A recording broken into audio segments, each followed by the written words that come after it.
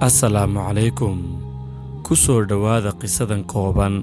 Nin taajir ahaa oo xubin ka ahaa dabaqadaha sare ee dalka Ruushka ayaa daaqadda gurigiisa ka arkay nin guri la'aani ay u raacday dhar la'aan. Barafka korkiisa saaran intuu ka yaabay iyo halka uu fadhiyo ayuu u soo degay oo cod jilicsan ku yidhi, maxaan kuu qabtaa? Ninkii faqiirka ahaa ayaa ninkii tijaarka ahaa ka codsaday koodhka dhaxanta.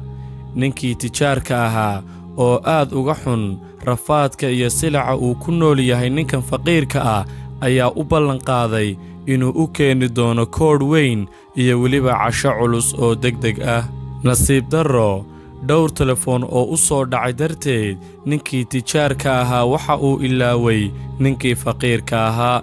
Markii uu waagu baryey ayuu arkay ninkii faqriga ahaa oo dhintay, warqadna ay ag taallo, waxaana ku qornaa hadalladan: inta aanad ii samaynin ballanqaadka, waxaan ahaa nin adkaysi u leh gaajada iyo dhaxanta, waxaanse tabar dhigay oo dhaxanta iyo gaajada jidhkayga u nugleeyey ballanqaadkaagii beenta ahaa ee aad ii samaysay, waana sababta soo dedejisay geeridayda. Fadlan ha ii ooyin geeridayda kadib, waayo waxaa jirtay mar aad wax ii qaban karaysay, maantase waxba iima qaban kartid oo waxa aan ku biiray duni kale.